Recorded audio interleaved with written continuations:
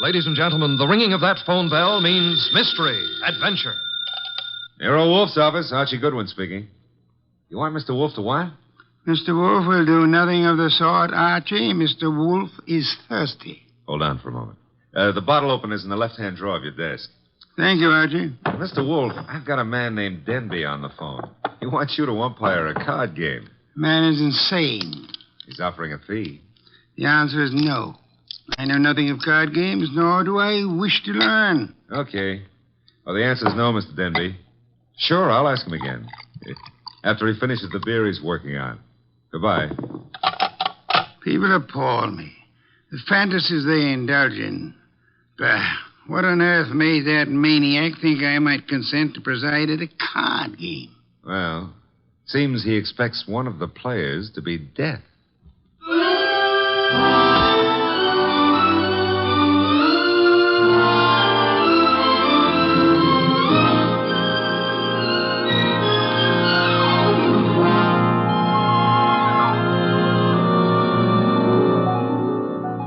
Ladies and gentlemen, it's the bulkiest, balkiest, smartest, and most unpredictable detective in the world. That chair-born genius, Nero Wolfe. Created by Rex Stout and brought to you in a new series of adventures over this NBC network in the person of Mr. Sydney Greenstreet.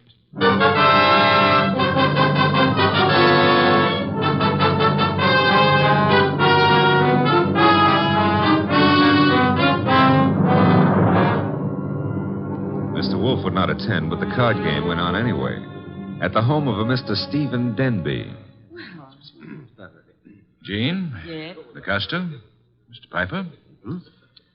I think we're ready to begin, eh? I'm ready. Yes, Jean. You always are. How I like that remark, I'll have to decide later on. Yeah, please do. LaCosta? It's all right with me. And Mr. Piper? I brought a deck. No, as host, I shall supply the cards. Before we play, I examine them, yes? Of course. Here you are. Chuck?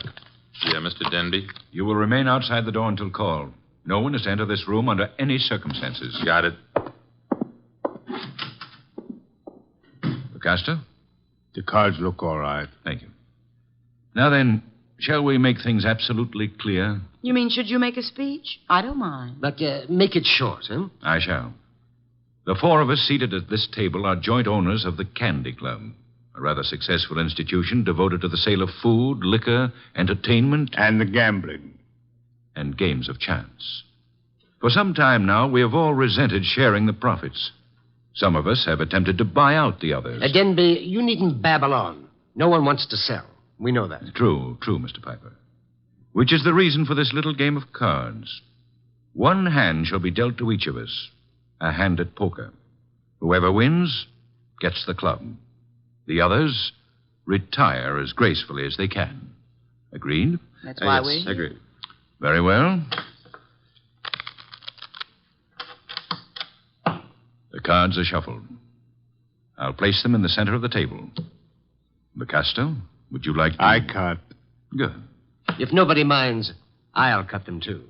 After Mr. LaCosta. Nobody minds. Happy now, Mr. Piper? Let's get going, huh? Very well. Unless Jean would care to... Oh, thanks. We're all crooks here, which sort of cancels out any funny business with a card. Very well. We shall all draw a card in turn until 5 cards are drawn by each player. Shall we start, Jean? Sure. LaCosta? Okay. Mr. Piper? Yes, of course. And myself. We just keep going in rotation. This is fun. Fun? No. There's too much money which rides on these cards. That's what makes it fun. Would you mind keeping quiet? I'm nervous. We all are, one way or another. I think we all have our 5 cards now. We all got them. Very well, then. In the same order that the cards were dealt. Jean? A pair of 3s. LaCosta? Nothing. Mr. Piper? Kings. 2. The light! Piper. Well, what?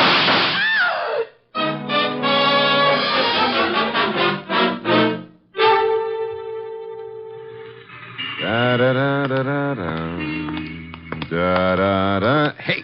Hey, I don't like to seem stuffy, mister, but will you take your elbow out of my back? I'd be delighted to, Mr. Goodwin, but it's not my elbow. I don't care if it's your tibia maximus. Just take it away. Chuck wouldn't like that. Oh, we have company. Mind if I look around? Keep right on walking, pal. That would be Chuck behind me, huh? And you are... My name is Denby. You may remember it. Oh, yeah. You phoned a couple of hours ago about a card game. Now, look, just what is your boy poking in my back? I think it's a 38. You're not sure? It might be a 45. Chuck, is it loaded? Make a funny move, pal, and you'll find out the hard way. Yo, wait a minute. It's just a passing curiosity. Where are we going? My car. Get in. If you insist. I guess you do. Okay. I'll drive, Chuck.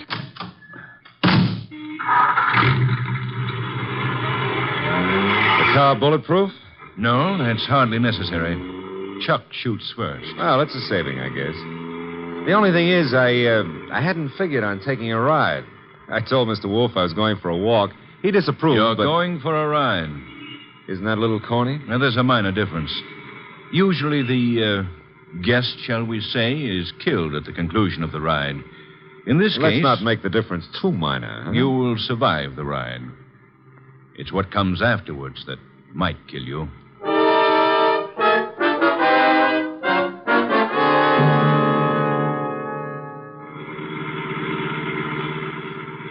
You see, Mr. Goodwin, my friends and I have a little mystery to solve. You want me to solve it? No. We want Mr. Wolfe to solve it.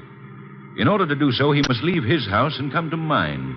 He has to in order to find the solution quickly. Why? Neither my friends nor myself have any desire to improve our acquaintance with the police. Therefore, we want the mystery solved before the police are even called in. Hence our need for Mr. Wolfe. Hence our detaining you. Detaining is a pretty word in the circumstances. Now, this is my home, Mr. Goodwin. Oh, well, I don't like the architecture. I think I'll stay out. Get going, pal. On second thought, Mr. Denby, what makes you think Mr. Wolfe is going to leave his house and come here? You. Unless he does so, he will lose you. Forever. The door, Chuck. Okay.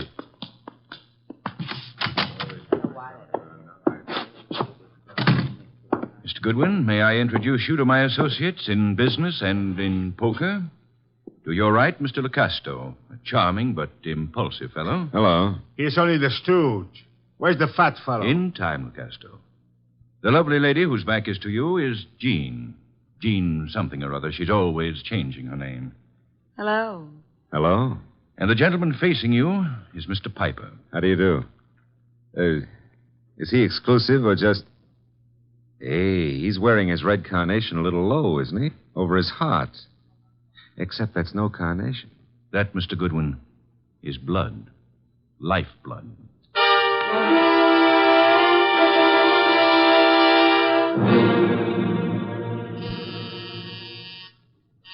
Archie. Oh, Pa, he's always taking walks. Come in. The door's unlocked. Are you... Yeah, you're Wolfe. Having made a magnificent discovery, suppose you remove your hat? Now, come on. I beg your pardon? Mr. Denby wants to see you. Mr. Danby can see me here. Here ain't where he wants to see you. Here, at the risk of minor monotony, is where he'll have to see me. Don't you want your boy Goodwin to keep on living?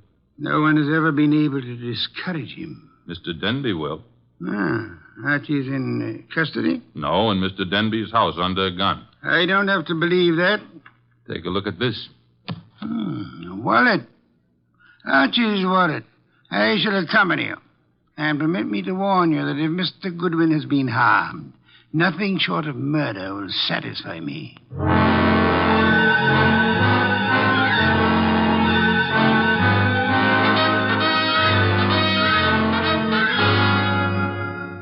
It's getting late. Wolfe isn't here yet. Maybe he doesn't worry about you, Goodwin. Well, he could have been delayed. Maybe an orchid needed a pollen transfusion or something.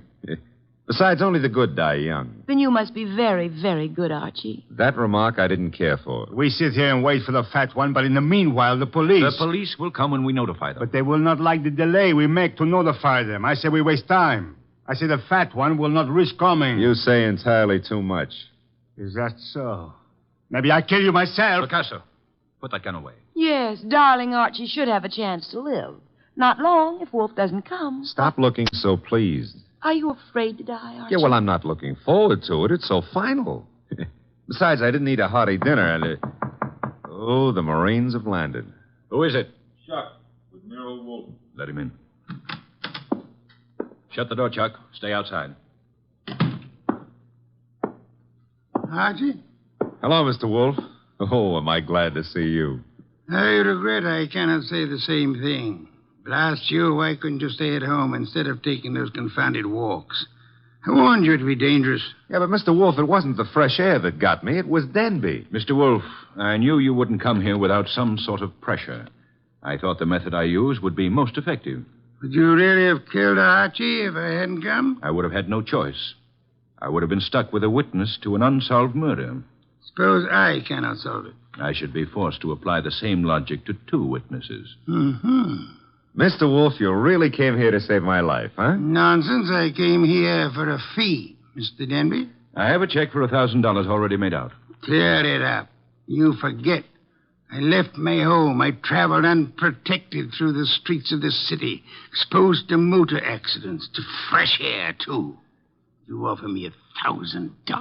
Will $2,500 do? Barely. Archie, will you take the check?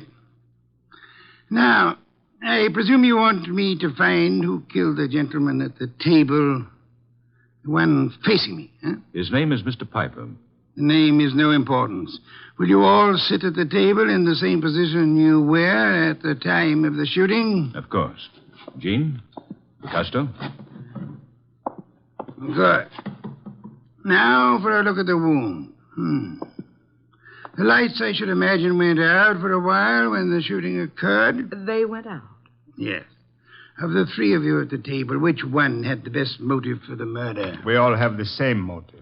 The club. Helpful. There was no one else in the room at the time? No one. The door? Locked, with Chuck on guard outside of it. So much for that. The windows, I notice, are closed. They were closed when the murder took place. They were closed. The window panes are all unbroken, which eliminates the possibility of the shot being fired from outside of them, unless one of them was raised and lowered. That wouldn't have been possible. The windows are secured by catches. Archie, will you check that? Okay, Mr. Wolfe. I shall for the moment assume that the windows are neither lying nor untrustworthy. Does anyone remember anything unusual occurring at the time of the shooting? Well, someone whispered Piper just before the shot. Indeed. You all heard that whisper? We heard it. Man's voice or woman? Well, I can't say. A whisper doesn't reveal much of anything. The windows weren't open, Mr. Wolfe. Which leads to... The fact that it had to be one of us in this room. But which one, Mr. Wolfe? The murder weapon. Ah, yes. Has it been moved? Nobody touched it. It's laying on the floor where it was dropped. Interesting. If you look closely, you would observe two oil spots staining the rug between the revolver and the lady's chair, indicating... who sat at the right of Mr. Piper? I did. Why? Mr. Denby. Yes? If I were you, I would turn Mr. Lecasto over to the police. You are a liar. I warned you about that gun, Picasso. Was it necessary to shoot Mr. Lecasto? In the arm, yes. He was reaching for a gun. He'll live, however, till the police take him away. What do I tell them? You could point out the angle of the wound. As you notice, Mr. Denby, the bullet entered Mr. Piper's heart from the right. Yes, so it did. Therefore, whoever sat to his right, well, that was Lecasto. Archie, you have the check? I have it. We may as well leave. Mr. Wolfe, you're sure Lecasto shot Piper? I have indicated the evidence. The rest will be up to the jury. Come, Archie. Uh-huh. Jean, Yes, Archie. now that my life expectancy has increased, what are you doing tomorrow night? Archie? I got to scram. Lancaster 7583. I'll be ringing your bell. Oh, Mr. Denby, you better do something about Lucasto's arm or he won't live to be executed. You see, the executioner likes them warm before he chills them.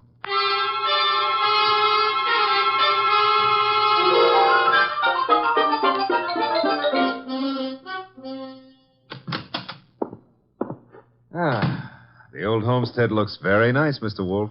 Yes, Archie, you should stay in it more often. Yeah, but you never get to meet babes like Jean that way. You never get kidnapped either. Nor would I have had to leave my home in order to rescue you. Yeah, well, you earned a nice fee, fast. Indeed? You seem doubtful about it. I'm positive, Archie. I know. I have not as yet earned my fee. Huh? You mean Denby might not turn Lucasto over to the cops? Of course he will. The trouble is, you see, Lucasto did not murder Piper. No? He just thought a bullet in the heart might be good for Piper's rheumatism, huh? As it happens, Piper suffered from asthma. That's beside the point. Fine. Mr. Wolfe, I'm going to take it for granted that you know who did kill Piper. I'm also going to take it for granted that you won't tell me until you're ready. But why turn Lucasto over to the police? 2 reasons, Archie. First, I had no proof against the real killer. Secondly, we had to supply a scapegoat in order to be permitted to leave the Danby home. You were unarmed, helpless. Go ahead, rub it in. Nonsense. It was an interesting problem. I enjoyed it. It was, huh? Well, to me, it's still in the present tenses. Which reminds me, as old Dr. Tidmouse said, there's always a future tense. And in that future tense, Jean. No, Archie. Oh, Mr. Wolfe, stop. That girl's got a love for blood that appeals to the ghoul in me. Besides, did you notice what she does to her dress? Archie, I was merely about to say that I have no objections to your dallying with the girl. Oh, I don't believe it. My ears need overhauling. I objected only to the future tense. Why not call her now? Yeah, well, I won't pretend I understand this sudden enthusiasm on your part about my love life. Probably there's some foul, scheming motive at the bottom of it. But who am I to look a gift horse in the mouth? Now, let's see. Her number was, Lancaster 7583, of course.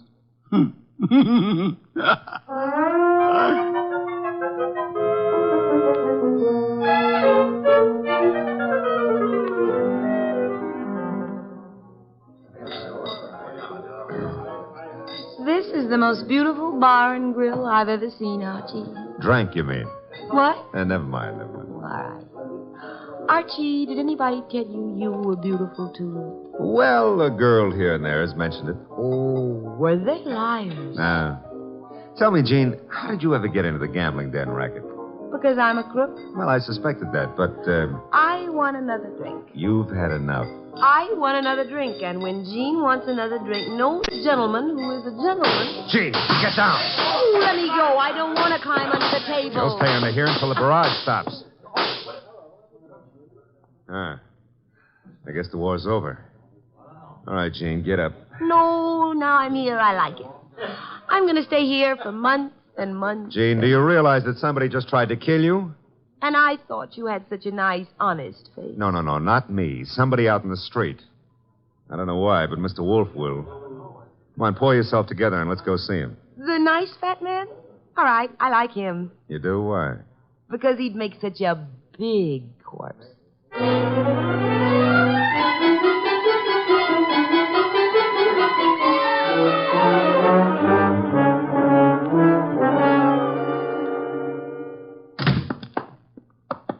that you, Archie? Plus Jean. What made you think I wanted her here? Well, she's one of your fans. She thinks you'd make a lovely corpse. What was the reason for bringing her here? She was shot at. Did you expect her to be? I expected her to be killed. That's why I sent you to her. It didn't occur to you I might be killed, too? It did. I was willing to take the chance. You were willing? Oh, Mr. Wolfe, Jean's a little under the weather. Splendid. In vino veritas. Watch your language. I mean, the people in their cups often tell the truth. A proverb of some antiquity. Who shot at you tonight, Jean? Oh, I don't know. I didn't see. Has it occurred to you that you might just as easily have murdered Piper as not? But Lucasto killed Piper. You said so yourself. I lied. Furthermore, why the attack on you if Lucasto was the murderer? Well, I don't know. Did you also not know that Lucasto escaped from jail earlier this evening? You're making that up. Why should I? Mr. Denby turned him over to the police. But Lecoster managed to get away before being jailed. That's not cricket. Incidentally, Mr. Denby will be joining us at any moment. I expected you to bring Jean, Archie. Therefore, with the exception of Mr. Piper, who is resting in the morgue, and Mr. Lecoster, who is at large, we shall have all the participants in the card game. With them, perhaps we can deal a new hand, Archie? Okay. Maybe it's the morgue to tell us Piper escaped. Oh, wrong again. Come in, Mr. Denby. Mr. Wolfe, I'm upset. I heard over the radio about Lucasto's escape. He'll try to kill us all. Why? Well, because we can testify that he murdered Piper. Truly. I beg your pardon. Lecoster did not kill Piper. But you said that he did. The only evidence against Lecoster was the angle of the entrance of the bullet that lodged in his heart. May I remind you of the whisper you all heard in the darkness preceding Piper's death? The whisper that said Piper? Precisely. We must assume, then, that Piper turned his body in the direction of the whisper. Therefore, the angle of the wound would be wrong for Lecoster, but the correct one for... Whoever sat opposite Piper. I sat opposite him, but that doesn't mean I killed him. Wait, you must have. Once he turned, the bullet must have come from opposite him. Only possible way. That means you, Jean. No. No, it's a frame. May I interrupt for a moment? Mr. Denby, if our present analysis is correct, it must have been you who whispered to Piper. Did you? I hadn't thought about it before, but... Denby, you're lying. No, he's not lying. Continue, Mr. Denby. Well, when the lights went out, I wanted to tell Piper something. He turned to me, and that's when he was shot. Archie, you've taken all this down. In my prettiest shorthand, Mr. Wolfe. Good. I don't know why you're doing this, Denby. Maybe you think if I take the rap, you'll get the club. But remember, Lecasto's still free. He's gunning for all of us. But it'll be you. Especially you he'll want. Maybe you can talk a jury into sending me up for something I didn't do, but you won't live to gloat about it. Oh, shut up, Jean. You killed Piper and... Who's that? This is, of course, the murderer of Mr. Piper. No comments? Archie, the door, if you please. But you said I was the one who... What kind of idiocy is this? Archie, I said the door. Okay, but shall I ask him in or sock him? You will act as the situation demands. Yes, sir. But for once, I'd like to know what the situation is. Raise him, Goodwin, and keep him that way. Now back up into the living room. I don't back up good. My gears... You want it here? Never mind. I'll strip a gear. Archie, what are you doing? Just what the situation demands, backing up. In case your knowledge of armaments has failed you, our little friend Chuck here is pointing a .38 revolver at me. Won't save him from the chair. Maybe not. But it could give me quite a pain in the stomach. Chuck, what do you think you're doing? You double-crossing louse. Gentlemen, if you So please. you thought you'd run to the fat dick and pin it all on me, huh, Denby? You don't know what you're talking about. We haven't even mentioned you. You sure of that, huh? Then why did Wolf phone me and tell me you were about to sing? Wolf phoned you? Yeah. Said you were getting ready to feed me to the electrician up the river. Oh, he was making a stab in the dark, Chuck. Trying to start something. That's so, Wolf? Archie, will you read Chuck your notes about Mr. Denby's statement regarding the whisper? But that doesn't mean... It could be misunderstood. Read me the notes, Goodwin. Here it is, I quote. When the lights went out, I wanted to tell Piper something. He turned to That's me and... all I need to hear. Chuck. You were selling me out after hiring me to knock off Piper. You dumb gunman. Now you've given Wolf what he wants, a confession. I was trying to pin it on Jean. That's what you say now. It's kind of late, though. Too late for you. No. Goodbye, Mr. Denby. Nice shooting, Chuck. Stay put, Goodwin. The rest of you, I'm leaving. Police wouldn't approve. But let me have your gun. Huh? Wise guy. You know something? I've been thinking. Can you think? If I was to knock off you and Goodwin, me and Jean could split the club between us and nobody'd ever know who killed Piper. Very whimsical, Chuck, but if you don't mind... Archie, don't be an idiot. Well, if I have to get shot, I prefer it to happen when I'm moving forward. Archie. Okay, come and get it, Goodwin. March right up nice and easy and take it. I'm coming. Would somebody mind telling me why I don't fall down? Fool. I've been shot. Well, that's not the way to talk to a man who's just been... Hey, Chuck is lying down. Is he dead? Well, there's been a mistake. I didn't shoot him. He shot me. Archie, stop blabbering. Neither of you shot the other. As a matter of fact... I shot the Chuck. Lucasto. Lecoster, Archie? Well, I thought he escaped. No, I'm not crazy. I do not escape. The fat one, he phones the police to tell them how I'm innocent. Yes, I had the police announce the escape, however, for reasons of, shall I say, strategy? Well, on account of there are no bullet holes in me, you can say whatever you like, Mr. Wolfe. Thank you, Archie. That announcement helped heighten the tension our murderers were under. And then they explode. The fat one, he says to me, "Look, Astor, wait in the next room. Watch careful. Maybe there's trouble." I watch. And now? Now there's no more trouble.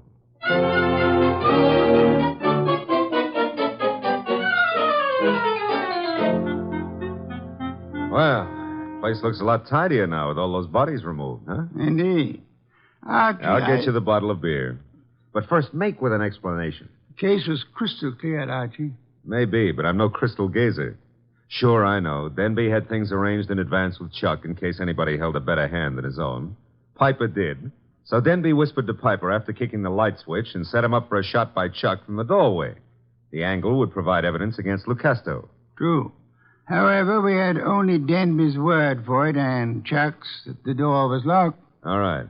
We know, but you knew before Denby and Chuck blew up. How? The oil spots on the rug, Archie? Well, they only showed the gun had bounced when the murderer threw it away. Spattered oil, very well-kept gun. They showed more than that. Where were those spots in relation to the gun? Think back, Archie. Spots in relation...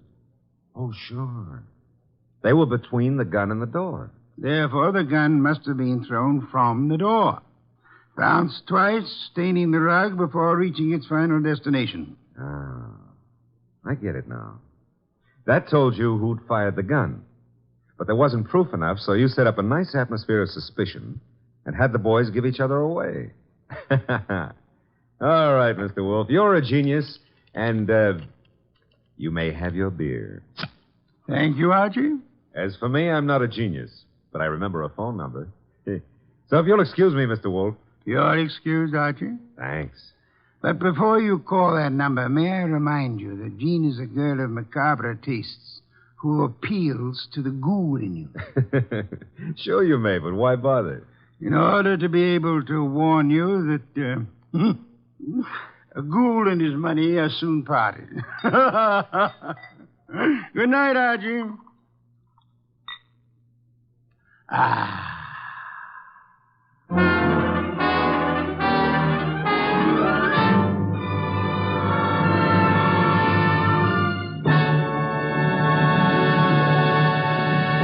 You have been listening to The New Adventures of Nero Wolfe, starring Sydney Greenstreet.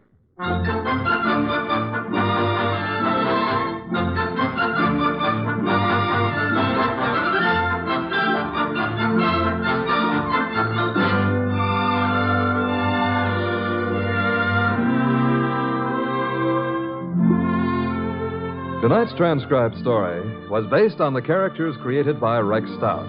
This is an Edwin Fadiman program. In the cast were Gerald Moore as Archie Goodwin, and Betty Lou Gerson, Jay Novello, Howard McNear, Barney Phillips, and Bill Johnstone. Next week at this same time, Nero Wolfe and Archie will bring you The Case of the Calculated Risk. Don Stanley speaking. 3 chimes mean good times on NBC.